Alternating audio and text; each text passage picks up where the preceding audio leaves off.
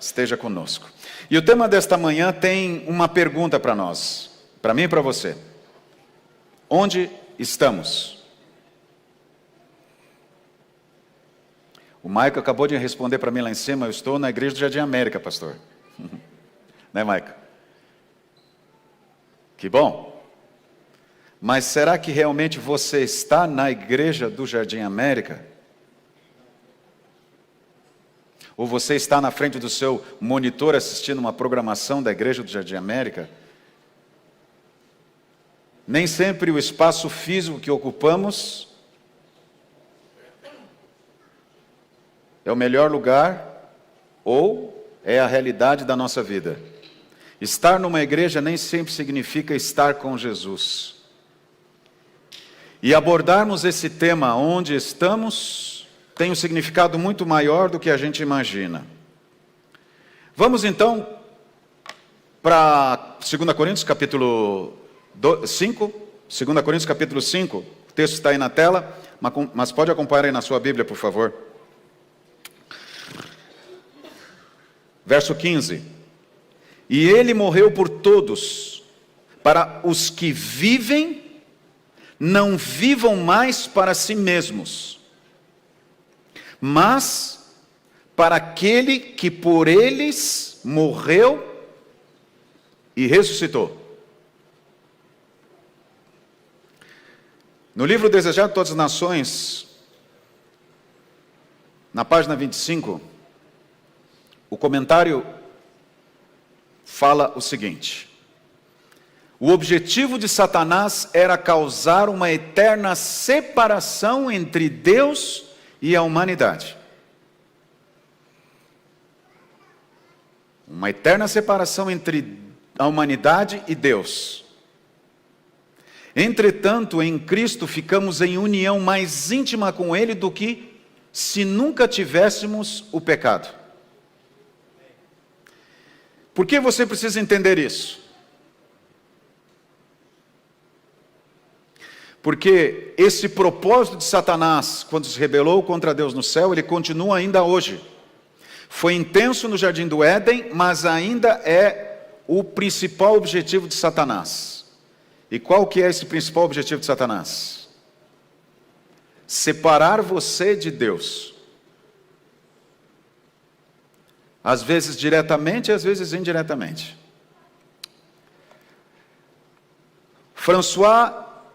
François-Marie Arouet, um francês conhecido como Voltaire. Ele nasceu no dia 21 de novembro de 1694, na cidade de Paris, na França. Famoso por suas críticas ao cristianismo, era um defensor do iluminismo. O conjunto de ideias de Voltaire constituiu uma tendência de pensamento conhecida como liberalismo, com raízes no racionalismo e que influencia o caminho e a presença hoje do relativismo e do humanismo. Voltaire acreditava que nada é absoluto, e isso se chama relativismo. E talvez você que me assiste aqui, ou que está me ouvindo, nunca tenha ouvido falar de Voltaire, mas talvez você esteja vivendo os princípios de Voltaire.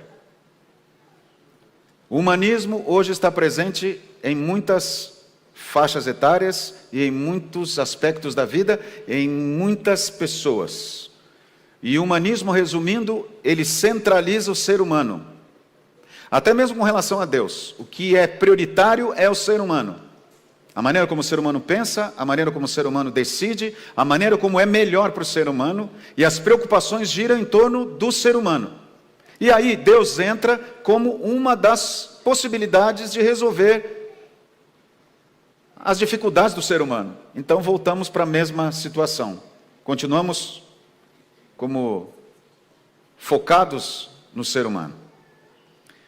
Mas pastor, Deus não criou o ser humano a sua imagem, e não colocou no Jardim do Éden, e o ser humano não é importante para Deus? Sim.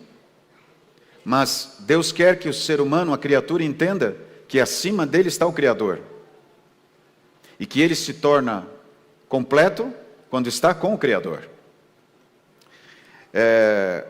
Alguns anos atrás eu tive a oportunidade de visitar este lugar aí, fica na divisa da Suíça com a França,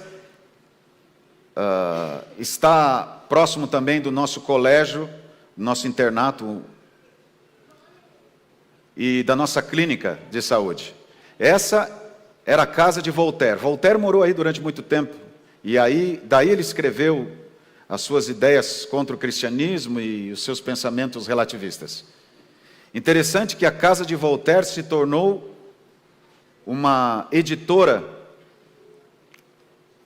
e nessa editora, ou nessa gráfica, foram impressas muitas Bíblias.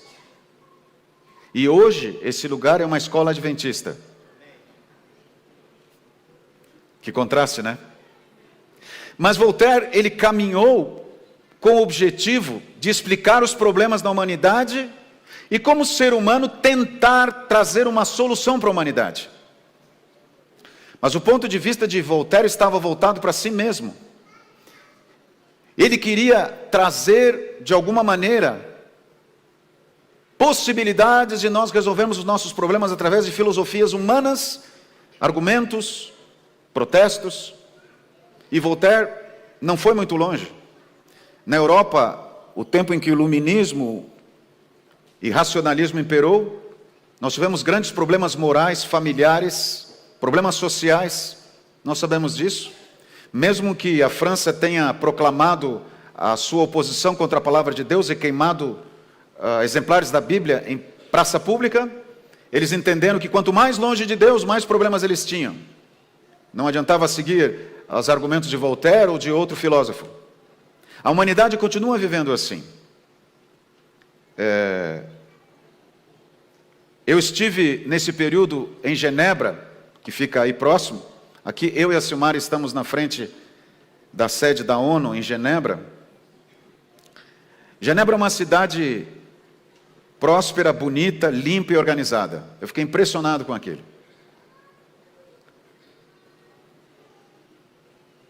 E lá você vê uma organização, um sistema de vida que parece impecável. O salário mínimo é elevado, e o governo faz questão de amparar todas as pessoas. Moeda forte.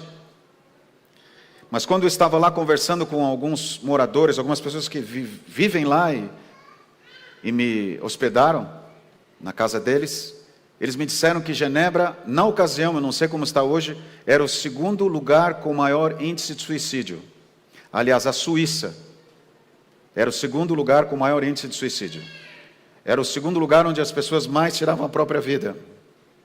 E uma das razões é porque os militares, quando prestam serviço militar, eles recebem um fuzil, uma arma, e levam para casa essa arma, a arma é deles. E muitos tiravam a própria vida com essa arma. Mas é comum a sociedade de Genebra, principalmente quando está viajando de trem-bala, eu tive a oportunidade de ver um trem-bala, nunca tinha visto na minha vida. Um trem que, vocês sabem, vai numa velocidade impressionante. Mas é muito comum os passageiros do trem-bala perceberem repentinamente o trem parar no meio do caminho, fora da estação. E ninguém pergunta nada, porque todo mundo sabe que é mais alguém que se jogou nos trilhos. Alguém que vive numa cidade próspera, com todos os recursos, todas as possibilidades. O que nos falta? Por que nós caminhamos para esses lugares, para essas situações? Porque Deus, na sua misericórdia, tem dado liberdade de escolha para todos nós. Em nossa liberdade de escolha, nós escolhemos caminhos, nós escolhemos atitudes, nós escolhemos um sistema de vida. E Deus nos respeita. Só que junto com essas escolhas, o que vem? As consequências. E o ser humano, quando se distancia de Deus, e eu não falo aqui para quem não acredita em Deus, eu falo para quem acredita em Deus, ele começa a sofrer um vazio que nada pode preencher. E a vida dessas pessoas nesses grandes países, nessas grandes cidades, por mais que os recursos modernos tenham trazido todo tipo de conforto e estabilidade, não preenche esse vazio. E muitos não suportam e tiram a própria vida. Agora, voltemos para 2 Coríntios capítulo 5, verso 15. Olha o que Paulo está revelando aqui. Ele está revelando o resumo, ele está trazendo para nós o resumo do contexto do plano da redenção. A semana passada, nós refletimos sobre a morte de Cristo na cruz. O mundo cristão refletiu sobre a morte de Cristo na cruz, Semana Santa, Páscoa. Os religiosos fizeram isso. Mas por que é que Jesus morreu? Primeiro, Paulo diz que ele morreu por todos. Os que creem nele e os que não creem nele. A morte de Jesus foi para todos, por todos. Mas com um objetivo. Qual que é o principal objetivo? Paulo resume: para os que vivem, não vivam mais para si mesmos. Você percebe aqui o grande dilema do plano da salvação? A frase principal de Paulo aqui é: não vivam mais para si mesmos. E lá no começo nós entendemos que a grande estratégia do mal é nos separar de Deus. Para quê? O que significa isto, viver para si mesmo? E nós estamos num momento de culto, ou num momento de estudo da palavra de Deus. Por que nós estamos aqui? Por que nós estudamos a Bíblia? Por que nós frequentamos uma igreja? Por que nós nos vestimos como cristãos? Por que nós temos um título de cristão? Ou nós nos dizemos religiosos? O que significa isso? Qual é o seu e o meu grande dilema? Que condição fundamental fortalece o pecado na minha vida? Ou me separa de Deus, ou me aproxima de Deus? E na vida de cada um que está neste momento, essa pergunta deve ser importante. E a explicação é: o que ou qual condição fundamenta ou fortalece a minha natureza pecaminosa? Separação, isolamento do Criador. O ser humano foi criado para estar junto ao Criador. Mas houve uma separação. Essa ruptura aconteceu com a entrada do pecado. E não foi só uma separação física. Quando Deus fala para Adão e Eva: vocês não vão poder mais morar no jardim do Éden que eu fiz para vocês. Vocês têm que morar lá fora. Não podem ficar mais aqui para não comer da árvore da vida. E não se tornarem imortais e o pecado se tornar imortal. Mas foi uma separação de relacionamento. A base dessa separação estava em questionar a palavra de Deus. E lá na árvore da ciência do bem e do mal, Satanás fez muito bem isso, e Eva aceitou, questionar a palavra de Deus. E a separação começa quando nós questionamos a palavra de Deus, e tentamos explicá-la, ou justificá-la. Isto sempre se estendeu através da história da humanidade, e Satanás enfatizou isto ao tentar Jesus no deserto, quando argumentou com Jesus o está escrito, chegando ao clímax da sua tentação, da sua estratégia, barganhando a sua própria adoração, oferecendo a Jesus um mundo. Você estaria junto de Jesus, mesmo quando todos o negassem e duvidassem do seu significado? Nós vivemos num mundo hoje que questiona a existência de Deus, a importância de Jesus, e quando aceita Jesus, tenta argumentar e refazer os ensinos de Jesus. Como é que nós estamos? Onde nós estamos? O lugar onde estamos revela o lugar de onde viemos e define o lugar onde nós estaremos.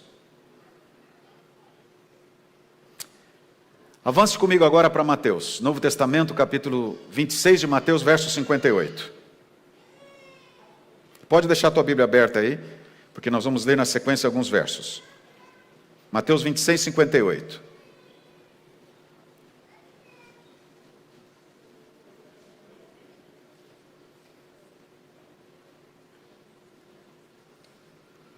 Mas Pedro o seguia de longe, até o pátio do sumo sacerdote. E tendo entrado, assentou-se entre os serventuários para ver o fim. Para pensar um pouquinho aqui. Quais os sintomas básicos de quem está seguindo Jesus de longe? De certa maneira está acompanhando a estratégia de Satanás, mantê-lo longe de Deus. Quais são os sintomas? Primeiro deles, alimenta o orgulho e a jactância. Nós somos por natureza orgulhosos. Quanto mais nós nos distanciamos de Jesus, mais orgulhosos nós somos. Vamos para a palavra de Deus? Marcos capítulo 9, verso 33. Olha como a palavra de Deus nos explica isso.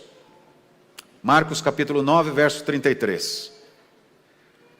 Tendo eles partido para Cafarnaum, estando ele em casa, interrogou os discípulos: de quem é que discorreis pelo caminho? Mas eles guardaram silêncio, porque pelo caminho haviam discutido entre si sobre quem era o maior. Por que estava acontecendo isso? Os discípulos costumavam andar junto com Jesus, discípulos seguindo o mestre, alunos seguindo o professor. Mas naquele dia Jesus percebeu uma coisa diferente. Eles se distanciaram de Jesus. Jesus apressava o passo, eles apressavam. Jesus parava, eles paravam. Jesus diminuía o passo, eles diminuíam o passo deles. E Jesus percebeu, eles não queriam estar perto de Jesus. Por que não queriam estar perto de Jesus? Porque eles queriam alimentar o seu orgulho. Quem era o maior? E o que isso explica para nós? Que na presença de Jesus você não consegue viver pecando. Apesar de ter a condição de pecador, porque pecado é uma condição e gera uma atitude, você na presença de Jesus você não consegue viver pecando. Então qual a única maneira para você fazer isso? É você se distanciar de Jesus. E quando eles se distanciaram de Jesus, exatamente nesse momento começou a florar, começou a potencializar dentro deles o orgulho entre eles. Quem é que deveria ocupar o primeiro lugar? Quem era o melhor entre eles? Quem era o maior?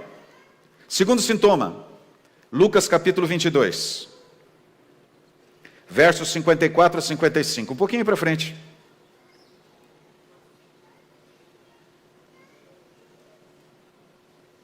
O segundo sintoma, você procura uma fogueira para se aquecer nas filosofias mais interessantes. Você procura um lugar mais imediato, mais rápido, mais interessante, mais agradável, que fale o que você quer ouvir, não o que você precisa ouvir. E quando você se afasta de Jesus e você alimenta esse orgulho, imediatamente isso acontece. O que diz o texto? Então, prendendo-o, o levaram e o introduziram na casa do sumo sacerdote. Pedro o seguia de onde? De longe. Mas olha o que aconteceu. E quando acenderam fogo no meio do pátio e juntos se assentaram, Pedro tomou lugar entre eles. Eles quem? Queridos, aqueles que estavam torturando Jesus, debochando de Jesus e duvidando da divindade de Jesus. Aqueles que duvidavam do plano da redenção. Pedro era alguém que havia seguido Jesus. Como é que pode alguém que seguiu Jesus, que viu milagres, que viu mortos ressuscitarem, que viu gente ser curada, que viu pão ser multiplicado, se juntar próximo de pessoas que blasfemavam e questionavam e debochavam de Jesus? Como é que pode? Porque se você olhar na explicação que Lucas dá, e Marcos dá, e Mateus dá, Pedro estava ocupando um lugar que o deixava vulnerável. Que lugar era esse? Ele estava longe de Jesus. Mas é interessante que os três evangelhos trazem a mesma expressão. Pedro o seguia. Pedro não estava passeando por ali, os evangelistas dizem que Pedro o seguia, quer dizer, Pedro acompanhava. Não tem problema, isso é bom. É importante você vir à igreja, é importante você participar dos eventos da igreja. Mas não é suficiente. É importante você ser membro desta igreja, você frequentar a sua igreja, você ter o nome de cristão, mas isso não é suficiente. Pedro o seguia, diz os evangelhos, e os três repetem a mesma coisa. Mateus e Marcos viram isso, mas Lucas ouviu. Essa situação foi tão intensa e tão séria que o Espírito Santo inspirou esses evangelistas a escreverem, porque essa é a nossa situação dramática. É o nosso drama, a nossa sina. Acreditamos em Jesus, nos impressionamos com Jesus, Viemos de uma semana de evangelismo, uma semana santa, alguns estiveram aqui em pequenos grupos, nós temos visto muitos milagres aqui, mas continuamos seguindo Jesus, só que ocupando um lugar perigoso, de longe. E quando você ocupa um lugar distante de Jesus, e você alimenta o teu orgulho, aí você começa a sentir uma inquietude. O sistema incomoda, a igreja às vezes não é aquilo que você espera, e você se atrai pelas fogueiras vizinhas, né? Que parece ser mais práticas, mais funcionais, melhores, e você se aproxima dali.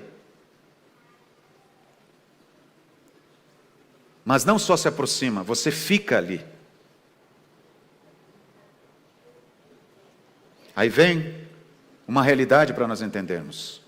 A corrupção do coração humano é que o leva a amar a companhia dos descuidados e profanos.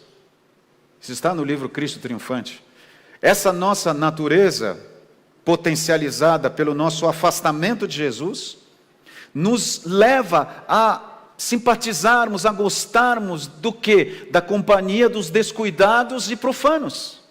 Ali vai o Pedro que disse algumas horas antes, que havia dito algumas horas antes, Senhor, de modo nenhum eu te abandonarei, se for preciso eu vou contigo até a morte. Ali estava o Pedro, que foi sincero naquilo que disse, mas que ocupou um lugar perigoso, que nessa rotina distante, seguindo distante, ele achou que estava tudo bem, mas se cercou da companhia dos descuidados e profanos, e diz ali, você pode modelar seu ambiente em lugar de curvar-se e ser moldado no caráter pelas circunstâncias.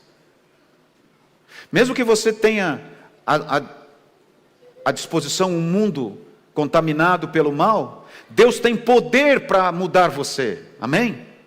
Deus tem poder para transformar a tua vida, para mudar a tua natureza, para transformar você. Mas você não pode permitir ser moldado pelas circunstâncias que nós vivemos, seguir essas filosofias, seguir essas ideias, ficar nesses ambientes, nessas fogueiras, achando que ali vai estar bom. É por um pouco de tempo. Você conversa com o pecado. E foi isso que Pedro pensou. Aí vem o terceiro sintoma. Você então não quer se parecer com Jesus e acaba negando e usa a linguagem secular. Diz que Pedro praguejou. Querem ver? Marcos capítulo 14, verso 71. Ele, porém, começou a praguejar e a jurar, não conheço esse homem de que falais. Quem fez isso? Pedro. Pedro começou a falar a linguagem daqueles homens. Quando ele sentou ali perto daquela fogueira, eles estavam praguejando, ridicularizando Jesus e duvidando de Jesus. Ele nunca chegou ali com a ideia, vou chegar naquela fogueira para fazer isso. Não, ele apenas pensou, está muito frio aqui fora, eu estou longe, eu preciso de um lugar para me aquecer, e ele foi para lá. Só que depois de algum momento, ele já falava como eles. Impressionante. Nós jamais planejamos mudar ou trair Jesus ou negar Jesus, ou falar de maneira secularizada, ou argumentar de maneira contemporânea, ou pós-moderna, ou pós-pós-moderna, queira o termo que você use aí, mas nós começamos nos distanciando de Jesus e seguindo Jesus à distância, porque nascemos numa igreja, ou nascemos numa família adventista, ou trabalhamos numa instituição, ou ajudamos a igreja, a gente pensa, eu já estou fazendo o suficiente, aqui nesse lugar essa distância está boa, e aí caminhamos para um processo que destrói a nossa amizade com Jesus, e que nos leva para outro lugar.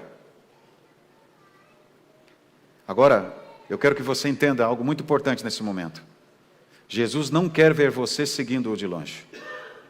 Aliás, é difícil seguir à distância. Mateus capítulo 22, verso 61.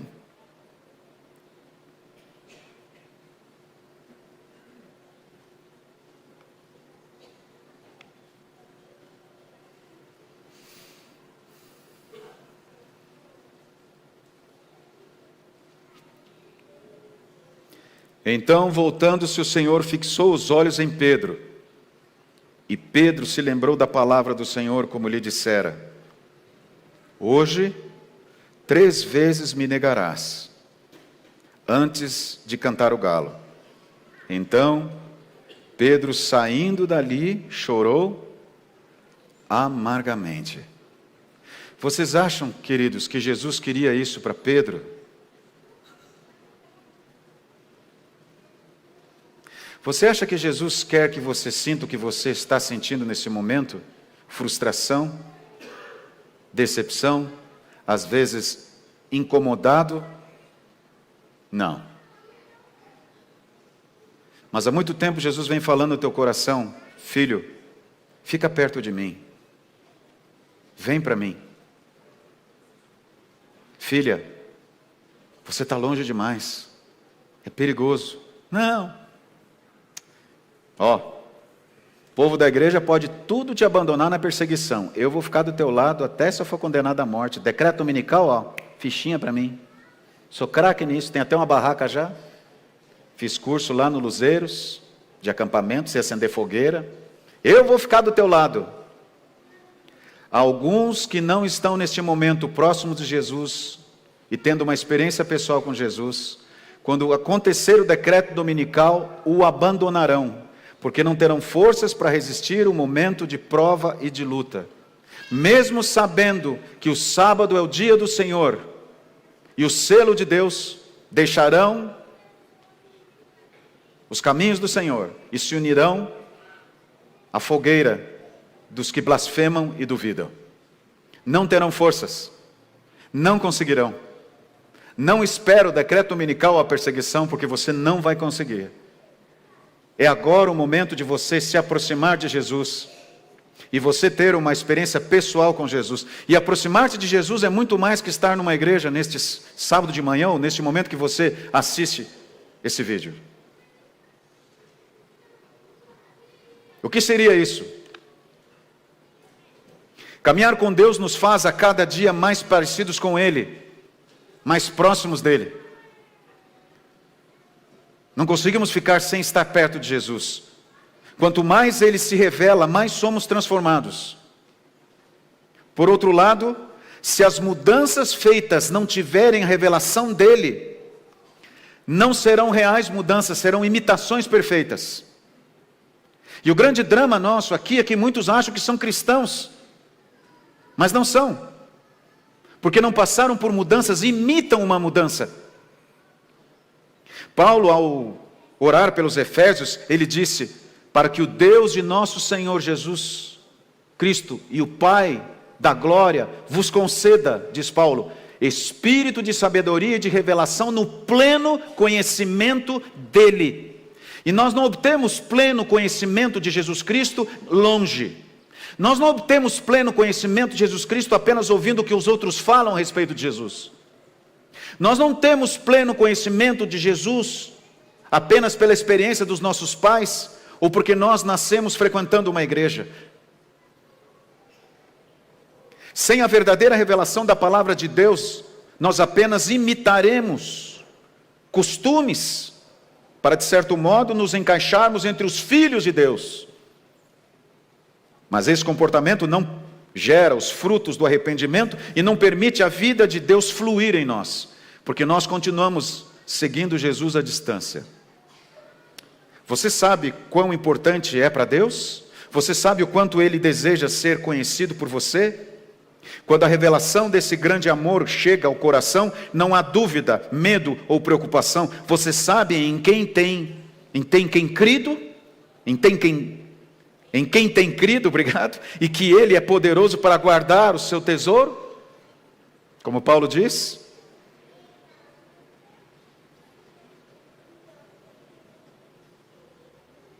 Santificação é muito mais que um processo.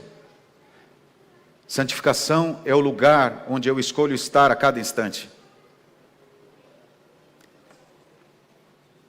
Longe de Jesus ou junto de Jesus. Escolha em que lugar Jesus está em minha vida. Se Jesus é o Senhor da minha vida. Santificação é muito mais que isso. Quanto mais próximo de Jesus, mais parecido com Ele e mais dependente dEle. E eu quero encerrar este momento lendo com vocês o Evangelho de João, capítulo 1.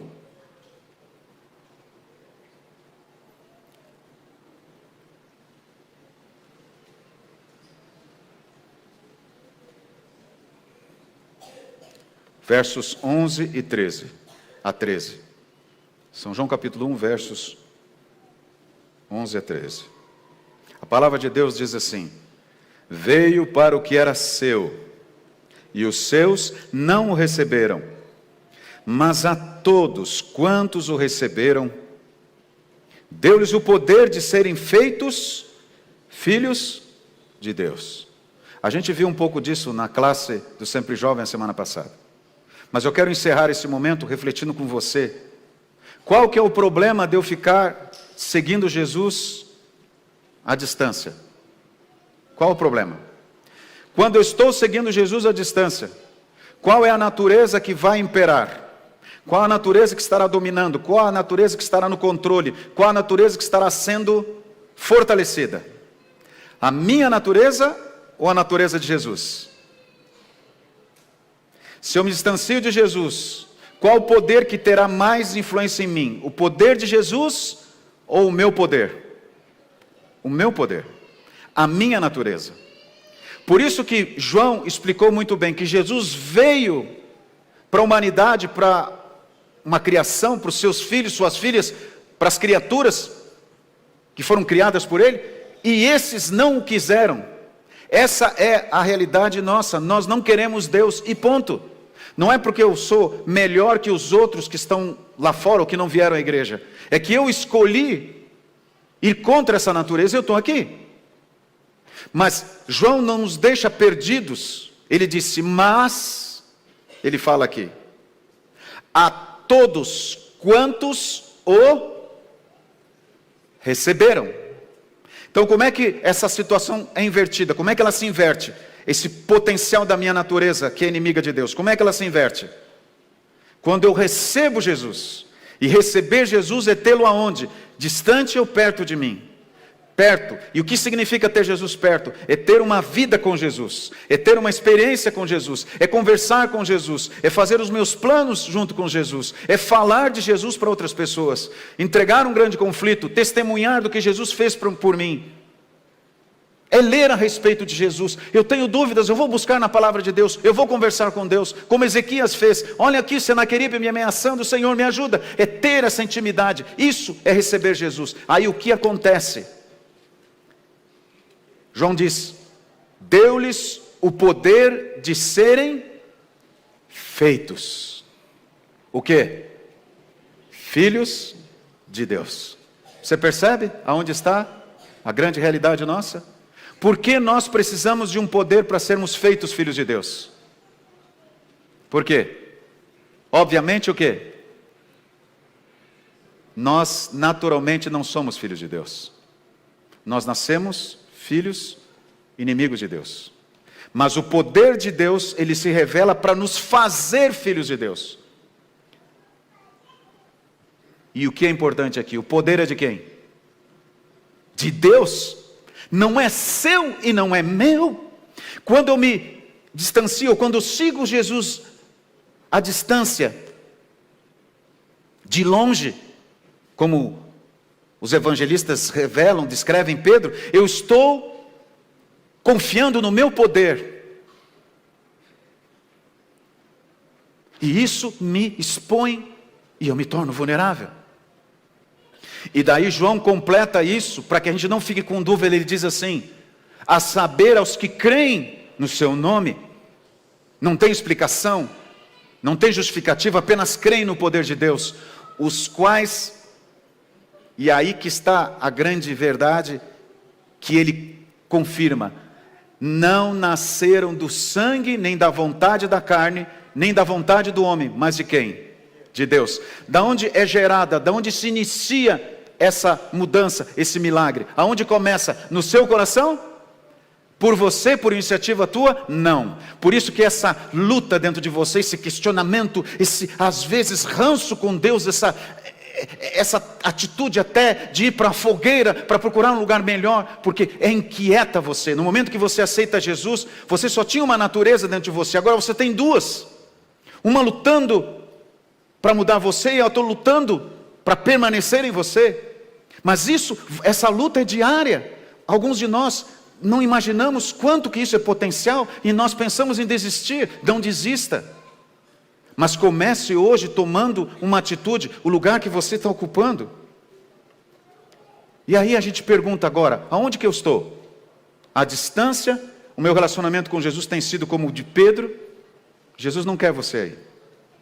O Beto me procurou num acampamento de desbravadores, e ele me disse que nasceu num lar adventista, mas muitas vezes ele sentava na igreja e ficava frustrado e desanimado e incomodado com o que ele ouvia ali e até com algumas atitudes que ele via ali. E ele resolveu seguir Jesus de longe. Ele pensou, não tem problema, não preciso ter um cristianismo muito complicado não. Só que esse lugar foi se tornando uma rotina na vida do Beto. Ele ficava de longe. E a distância foi aumentando.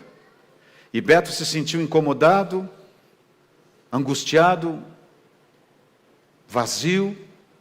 E ele procurou algumas amizades que não eram as melhores, de alguns jovens que não acreditavam no que ele acreditava e nem muito menos tinham interesse por Deus. E junto com essa amizade, com essas amizades vieram os vícios. E o Beto se envolveu no tráfico pesado, usuário e traficante. Ele não planejou isso no dia que ele entendeu na igreja que ele precisava ter uma vida mais liberal, mais relativista, mas ele foi. E um dia ele estava em casa quando a polícia entrou de madrugada, derrubou a porta de casa, a mãe não entendeu. Eles estavam procurando o produto que o Beto vendia, mas não encontraram. Aquele dia o Beto viu que a vida dele ia acabar e se desesperou. Ele não sabia mais o que fazer. Não tinha em quem se agarrar, porque é assim que fica quem vai se distanciando de Jesus. Perde a referência. Ele subiu num viaduto que tem na cidade onde ele mora. Era de madrugada. Ele tinha se drogado. E ele pensou, a última coisa que eu vou fazer vai ser pular daqui de cima. Mas naquela hora ele sentiu uma força muito grande. E ele ouviu nitidamente, filho, eu amo você. Volta para mim. Ele sentiu aquilo como se alguém estivesse do lado dele falando. E ele se encheu de tanta angústia e não entendia, e aquela voz foi insistindo. E o Beto naquela hora lembrou de um tio dele, que era um fiel cristão. Correu para a casa do tio, de madrugada, e o tio não entendeu, mas como sabiam da vida do Beto, eles atenderam. Ele atendeu, o Beto correu, se jogou no chão chorando e falou, me ajuda. Eu preciso de Deus. Eu preciso de Jesus. Naquele dia o Beto voltou. E como Pedro, ele chorou copiosamente. Jesus o resgatou. O Beto organizou a sua vida. Está hoje ao lado de Jesus. Mas nem todos tiveram a mesma história. Nesta manhã, neste momento que você me assiste aí, Jesus está chamando você como chamou o Beto. Chega de tentar um relacionamento à distância. Jesus está chamando você justamente para isso. Para ficar perto dele. Não faça como Pedro, que disse, não tem problema, eu estou no controle. Você não está. Você precisa do poder de Deus e eu preciso do poder de Deus para sermos mudados. Eu sei que tem algumas pessoas aqui neste momento que precisam de fortalecer a sua decisão por Jesus. E eu sei de alguns que precisam que eu ore. E eu gostaria de orar por você neste momento. Por mim também. para que a gente pare de andar distante de Jesus, seguindo Jesus de longe. Vamos mudar essa posição? Vamos ficar perto de Jesus, depender dele, do poder dele? Alguém nesta manhã precisa que esse milagre aconteça? Alguém nesta manhã precisa que Jesus faça o que fez com Pedro? O que fez comigo? O que fez com Beto? Jesus olhou para Pedro e neste momento está olhando para você. Vem para Jesus, agora. Você gostaria que eu orasse por você para que isso aconteça neste momento? Levante daí onde você está e vem aqui, em nome de Jesus. Levanta e venha, para que eu possa orar por você, em nome de Jesus. Pode vir aqui. Venha porque você sente isso no coração, não se preocupe. Apenas venha. Deus te abençoe. Pode vir.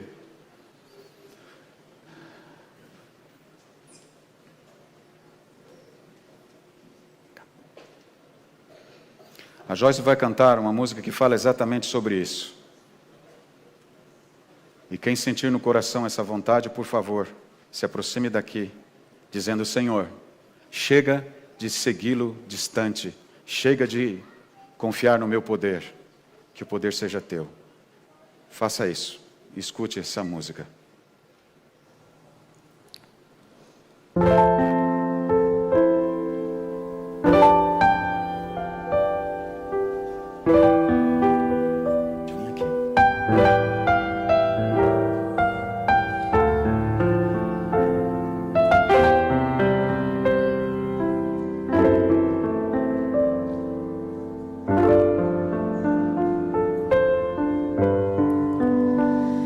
Quando Jesus te chama e tu não vens, pra onde vais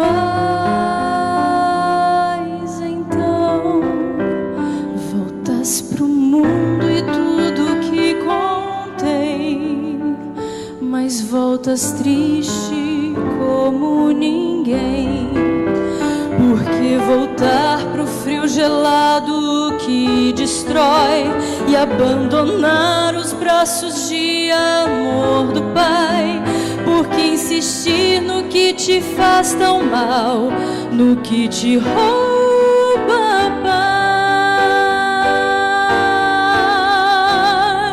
paz? Vem pra Jesus, vem pra Jesus. Agora é o momento, não podes deixar pra depois.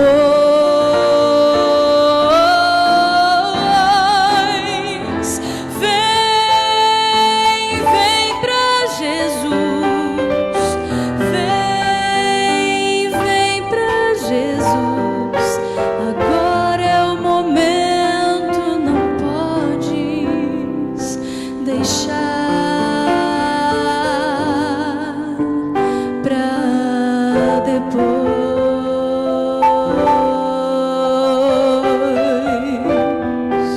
Agora é o momento que Jesus está falando aí no teu coração.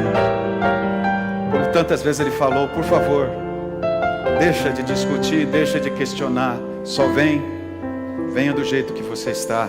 Mas venha, por favor, filha, venha, filho. Quando Jesus te chama e tu não vens, pra onde vais então? Voltas pro mundo e tudo que contém, mas voltas triste como ninguém. Junto de Cristo existe sempre um bom lugar, onde calor e abrigo podes encontrar, e onde a vida pode retomar sua força e seu vigor.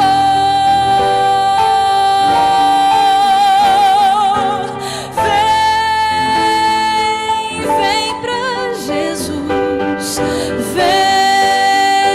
vem pra Jesus.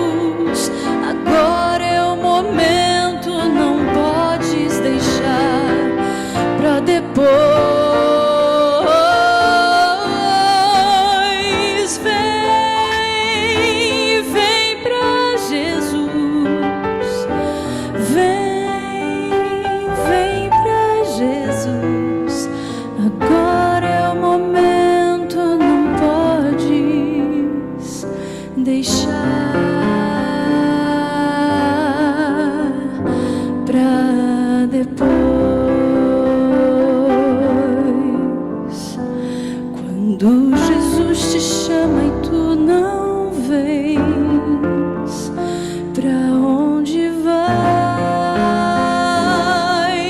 então?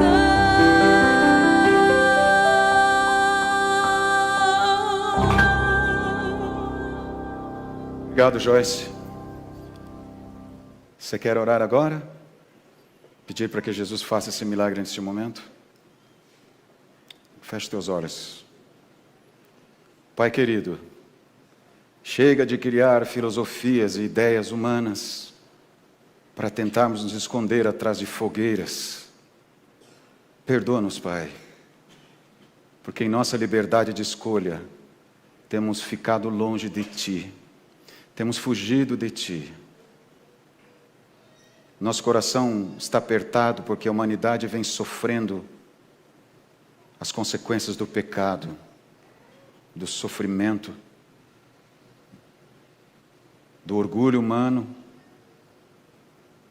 porque as pessoas, os teus filhos, as tuas filhas, têm lutado para ficar longe de Ti. Mas essa história se inverteu aqui neste lugar, neste momento, Senhor.